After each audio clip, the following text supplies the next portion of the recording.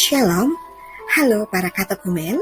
Berikut adalah panduan persiapan sakramen inisiasi untuk anak remaja dan dewasa.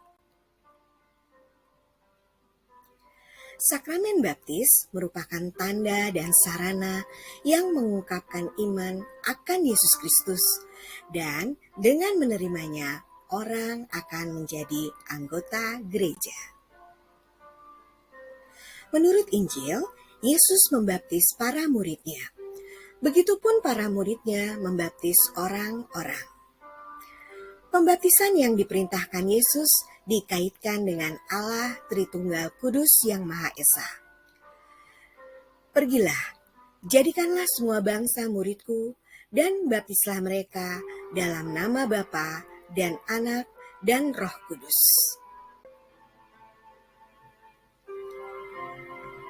Sakramen baptis menjadi pintu gerbang bagi sakramen lain.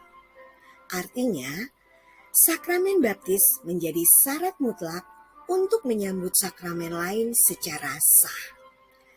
Dalam kitab hukum kanonik, Kanon 842 pasal 1, disebutkan orang yang belum dibaptis tidak dapat diizinkan menerima sakramen-sakramen lain dengan sah.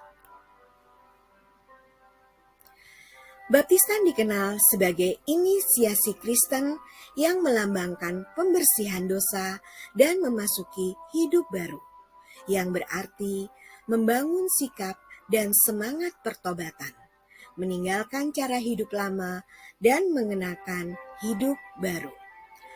Baptisan juga melambangkan kematian bersama Yesus. Dengan masuk ke dalam air, orang yang dibaptiskan itu dilambangkan telah mati. Saat ia keluar dari air, menggambarkan kebangkitannya kembali. Dengan menerima pembaptisan, kita dimasukkan ke dalam misteri Kristus. Kita mati, dikuburkan, dan dibangkitkan bersama Dia. Kita menerima roh pengangkatan menjadi putra Allah.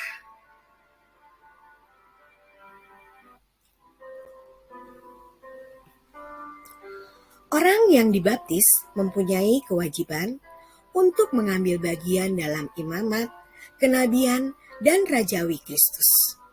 Artinya, ia ikut ambil bagian dalam korban Kristus, tugas pewartaan, dan penggembalaan Kristus. Baptis memberi tanda bahwa kita menjadi milik Kristus selamanya, karena memperoleh meterai kekal, tanda yang selamanya tidak terhapus. Umat yang telah meninggalkan iman Katoliknya dan kemudian kembali ke pangkuan gereja Katolik tidak perlu dibaptis lagi, tetapi secara pastoral perlu menyatakan tobatnya di hadapan umat beriman. Syarat dan ketentuan. Baptis remaja dan dewasa diperuntukkan bagi remaja atau dewasa dengan usia 10 sampai dengan 60 tahun dan diadakan 2 kali setahun.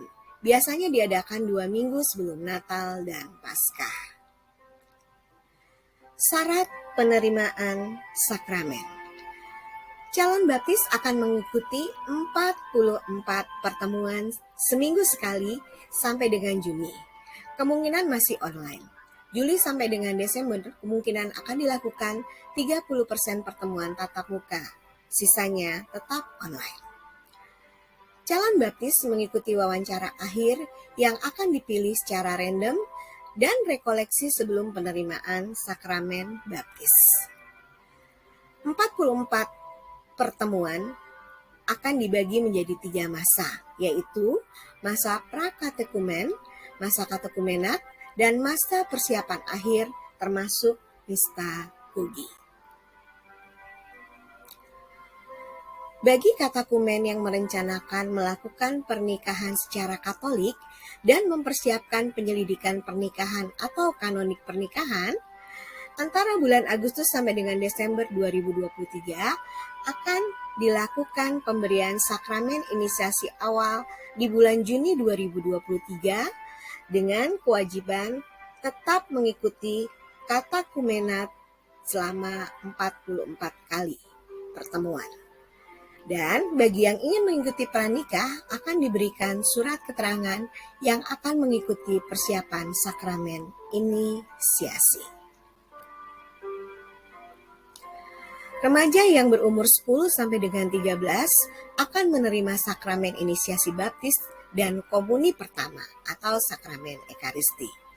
Untuk di atas 14 tahun ke atas akan menerima full sakramen, sakramen baptis, sakramen komuni pertama, dan penguatan atau risma. Untuk yang Kristen non-Katolik, baptisan akan diterima resmi bila dilaksanakan baptisan mereka pada gereja yang di bawah naungan gereja Kristen anggota PGI. Secara kriteria sah tidaknya baptis Kristen non-Katolik, berlaku material baptis, yaitu pencurahan dengan air dan forma atau rumus Trinitas yang dapat diteliti, antara lain dalam surat baptisnya. Masa pembelajaran mengikuti pasca pembelajaran katekumenat yaitu sebanyak 44 pertemuan.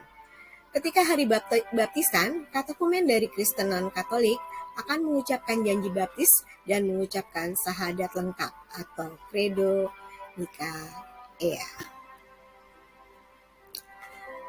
Wali baptis. Setiap calon baptis dapat memilih seorang bapak atau seorang ibu atau seorang laki dan perempuan sekaligus sebagai bapak atau ibu baptis dengan syarat memiliki kualifikasi dan kehendak untuk berperan dan melakukan fungsi sebagai bapak atau ibu baptis, memiliki umur yang lebih tua dari calon baptisnya dan telah menerima sakramen inisiasi dan berperi hidup sebagai seorang Katolik yang baik dan tidak sedang menjalani hukuman gerejawi.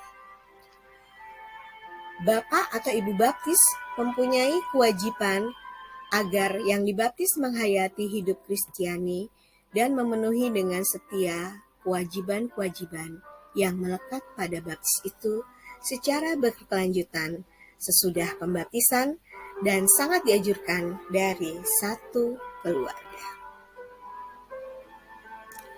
Nama baptis. Orang yang dibaptis memiliki nama baptis yang diambil dari nama orang kudus yang dapat ditemukan pada Ensiklopedi Orang Kudus. Tradisi ini melambangkan pembaruan hidup setelah dipersatukan dengan Yesus Kristus, sebagaimana orang kudus tersebut telah membaharui hidupnya dengan meneladani hidup Yesus. Jadi, carilah nama baptis yang sesuai. Demikianlah panduan untuk para katekumen. Dan marilah kita ikuti ayat kitab suci ini. Bertobatlah dan berilah dirimu dibaptis. Selamat mengikuti Katekumena.